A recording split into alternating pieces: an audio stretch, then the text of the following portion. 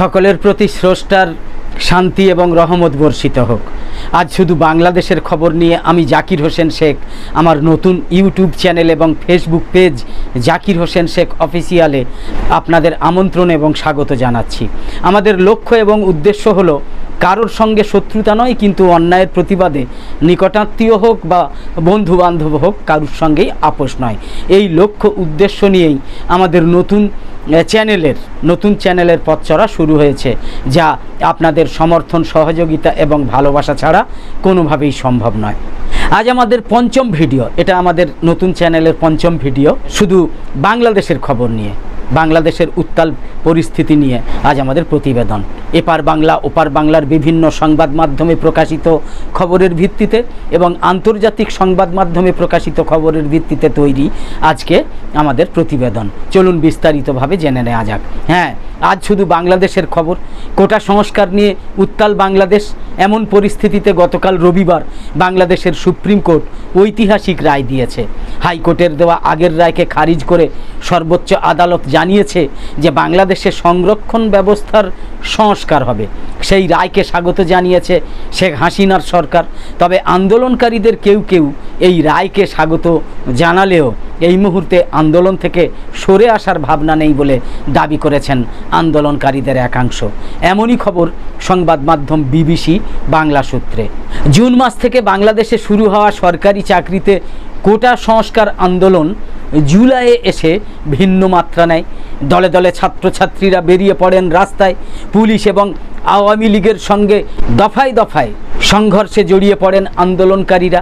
এখনও পর্যন্ত এই আন্দোলনকে কেন্দ্র করে বাংলাদেশের শতাধিক নাগরিকের মৃত্যু হয়েছে। হাসিনা সরকার কঠোর হাতে আন্দোলন দমনের চেষ্টা করছে। একই সঙ্গে আন্দোলনকারীদের সঙ্গে সরকার আলোচনায় বসতে চায় বলেও জানানো হয়েছে, কিন্তু আন্দোলনকারীরা অনড় ছিলেন তাদের দাবিতে। তার মধ্যেই সুপ্রিম কোর্টে গতকাল কোটা সংস্কার মামলার শুনানি ছিল, তারপরে ঐতিহাসিক রায় হয়েছে। যদিও আন্দোলনকারীরা এই রায়টাকে একটা কৌশলী রায় বলে মনে করছেন। 2018 সালে সংরক্ষণ নিয়ে হাসিনার সরকার যে সিদ্ধান্ত নিয়েছিল তা গত 5ই জুন অবৈধ ঘোষণা করেছিল হাইকোর্ট। সেই নির্দেশকে চ্যালেঞ্জ জানিয়ে সুপ্রিম কোর্টের দ্বারস্থ হয়েছিল সরকার।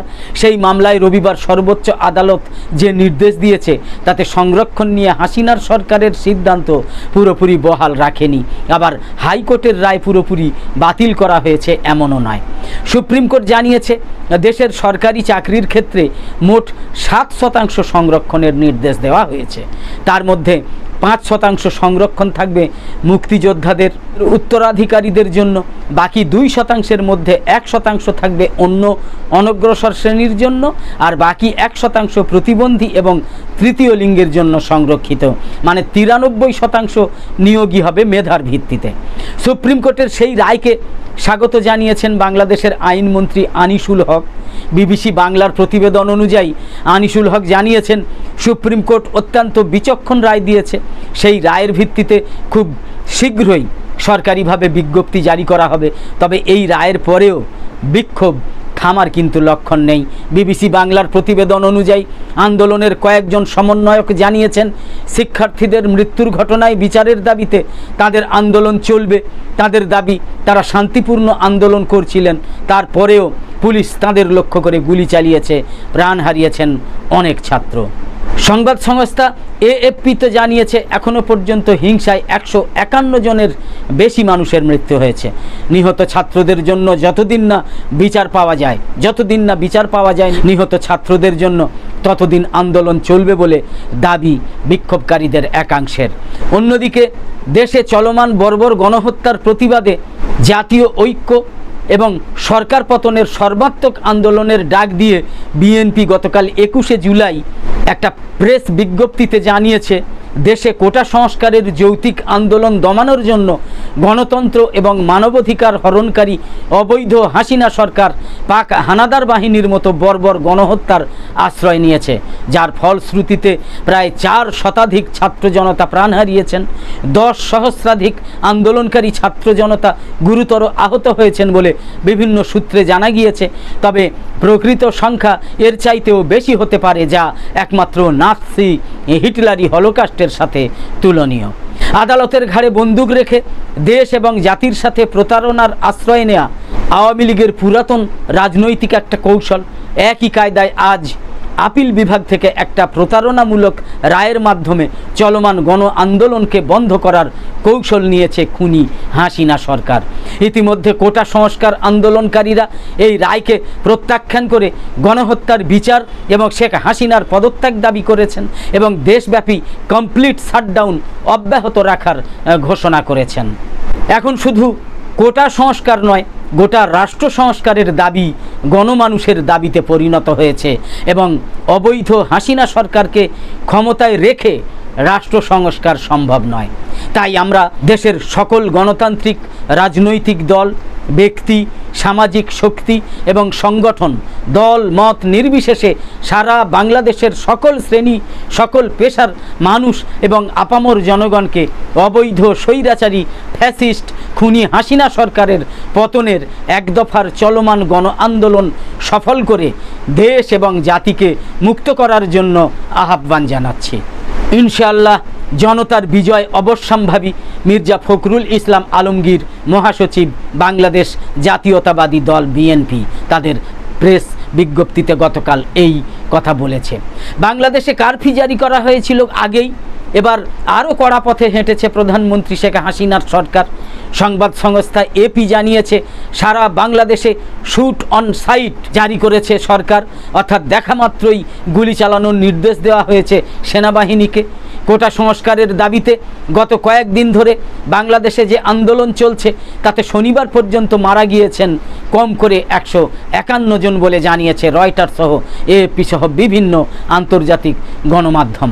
বিবিসি নিউজ বাংলা দাবি করেছে শনিবারও বাংলাদেশে আরও 7 জনের মৃত্যু হয়েছে। তাদের মধ্যে রয়েছেন একজন পুলিশ কর্মীও। গত শুক্রবার রাতেই বাংলাদেশে জারি করা হয়েছে কারফিউ। পরের দিন শনিবার দুপুর 12টা থেকে 2টো পর্যন্ত শিথিল করা হয়েছিল সেই কারফিউ, যাতে সাধারণ মানুষ প্রয়োজনীয় দোকান বাজার ইত্যাদি সারতে পারেন, সেই কথা জানিয়েছেন শাসক দল আওয়ামী লীগের সাধারণ সম্পাদক ওবায়দুল কাদের। পাশাপাশি তিনি আরও জানিয়েছেন চরম অবস্থায় জনতার উপর গুলি চালানোর অনুমতিও দেওয়া হয়েছে সেনাবাহিনীকে। এই আবহে রবিবার এবং আজ সোমবার সারা বাংলাদেশে সাধারণ ছুটিও ঘোষণা করে দিয়েছে বাংলাদেশ সরকার। গত বৃহস্পতিবার থেকে বাংলাদেশে ইন্টারনেট পরিষেবা বন্ধ রয়েছে। কারফিউ জারি হওয়ার পর থেকে সে দেশের রাস্তাও শুনশান। শনিবার সকাল থেকে রাস্তায় রাস্তায় টহল দিয়েছে সেনা। ঢাকার রাস্তায় দেখা গিয়েছে সেনার সাঁজোয়া গাড়ি। আগামী রবিবার পর্যন্ত বাংলাদেশে কারফিউ চলবে। তারপর পরিস্থিতি বুঝে পরবর্তী সিদ্ধান্ত নেবেন প্রধানমন্ত্রী শেখ হাসিনা। কারফিউর কারণে মৃত্যুর সংখ্যা কমবে বলেই মনে করছে হাসিনা সরকার।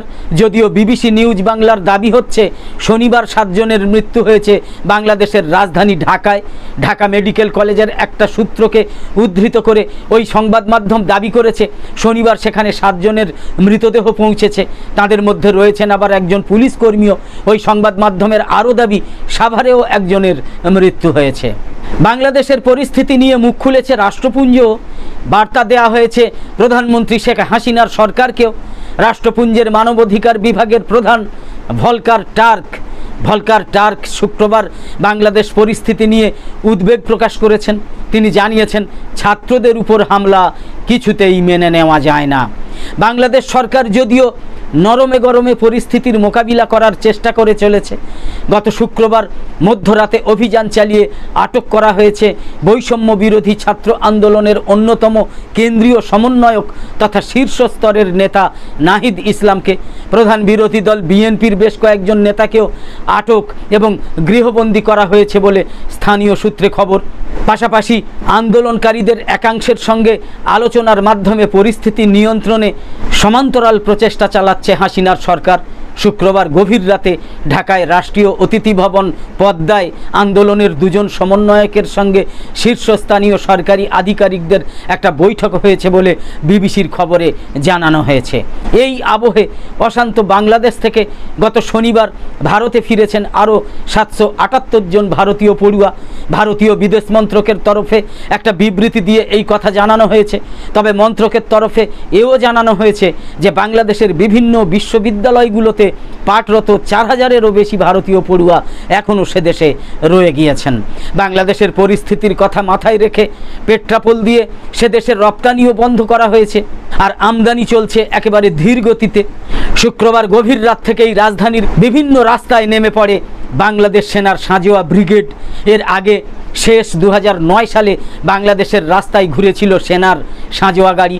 হাসিনার সরকার ক্ষমতায় আসার 1 মাসের মধ্যেই তখন সেই 2009 সালের 25 এবং 26শে ফেব্রুয়ারি ঢাকার পিলখানা ব্যারাকে এই বিদ্রোহ করেছিল সে দেশের সীমান্ত রক্ষী বাহিনী বিডিআর। পরে তা ছড়িয়ে পড়ে আরও কয়েকটা বিডিআর ক্যাম্পে। পিলখানায় বিডিআরের বিদ্রোহী জওয়ানেরা 74 জনকে হত্যা করেছিলেন, যার মধ্যে 57 জনই ছিলেন বিডিআরের দায়িত্ব পালন করতে ডেপুটেশনে আসা সেনা অফিসারদের মেশে লুটপাটও করেছিলেন বিদ্রোহী জওয়ানেরা। খুন করা হয়েছিল কয়েকজন অফিসারের স্ত্রী এবং পরিজনকেও। পরে বিডিআরের নাম বদলে করা হয় বিজিবি, অর্থাৎ বর্ডার গার্ড বাংলাদেশ। সেই সময় পরিস্থিতি সামলাতে ঢাকায় মোতায়েন করা হয়েছিল সেনা। আর্মার্ড রেজিমেন্ট সাভার সেনানিবাস থেকে আনা হয়েছিল ট্যাঙ্ক। 2016 সালের জুলাইয়ে জেএমবি জঙ্গিরা গুলশানের হোলি আর্টিজান বেকারিতে হামলা চালালে তাদের মোকাবিলায় সাঁজোয়া গাড়ি পাঠানো হয়েছিল আবার। কিন্তু সেই সময় ঢাকার আইন শৃঙ্খলা নিয়ন্ত্রণ সামগ্রিকভাবে সেনার দখলে যায়নি। কোটা সংস্কার আন্দোলনের একজন সমন্বয়ক শনিবার বিবিসিকে জানিয়েছেন, নাহিদকে শুক্রবার মধ্যরাতে আটক করা হয়েছে। বাকি সমন্বয়কদের মধ্যে কাউকে গ্রেপ্তার করা হয়েছে কিনা সে বিষয়ে তিনি এখনও নিশ্চিত নন বলে জানিয়েছেন বলে প্রকাশিত খবরে দাবি। প্রধান বিরোধী দল বিএনপির বেশ কয়েকজন নেতাকেও আটক এবং গৃহবন্দী করা হয়েছে বলে স্থানীয় সূত্রের খবর। পাশাপাশি আন্দোলনকারীদের একাংশের সঙ্গে আলোচনার মাধ্যমে পরিস্থিতি নিয়ন্ত্রণের সমান্তরাল প্রচেষ্টা চালাচ্ছে হাসিনার সরকার। উদ্দেশ্য বৈষম্য বিরোধী ছাত্র আন্দোলনে ফাটল ধরানো। একদম শেষে বলি, আমাদের নতুন এই চ্যানেল জাকির হোসেন শেখ অফিসিয়ালে আঞ্চলিক, জাতীয় এবং আন্তর্জাতিক বিষয়ক যে কোনো খবরের মধ্যে খবর, পুঙ্খানুপুঙ্খ বিশ্লেষণাত্মক প্রতিবেদন, শিক্ষা, ভ্রমণ, খাওয়া দাওয়া, খেলা, ধর্ম, রাজনীতি, অশ্লীলতা বর্জিত বিনোদনমূলক সাংস্কৃতিক চর্চা, সাংস্কৃতিক অনুষ্ঠান ইত্যাদি নিয়ে নিয়মিত ভিডিও প্রকাশ এবং লাইভ সম্প্রচার করা হবে বলে কথা দিচ্ছি। জাকির হোসেন শেখ অফিসিয়ালের এই সব গুরুত্বপূর্ণ ভিডিওর বা লাইভ সম্প্রচারের নোটিফিকেশান পেতে ইউটিউবে সাবস্ক্রাইব এবং ফেসবুকে লাইক এবং ফলো করে সাথে সাথে আমাদের আরও নতুন নতুন ভিডিও এবং লাইভ সম্প্রচারে উৎসাহিত করতে লাইক, কমেন্ট এবং শেয়ার করে Zakir Hossain Sheikh official YouTube channel আর ফেসবুক পেজের সঙ্গে থাকুন। তো আপাতত শেষ করছি, পরের পর্বে আবার দেখা হবে। সকলে খুব ভালো থাকুন, সুস্থ থাকুন, ধন্যবাদ।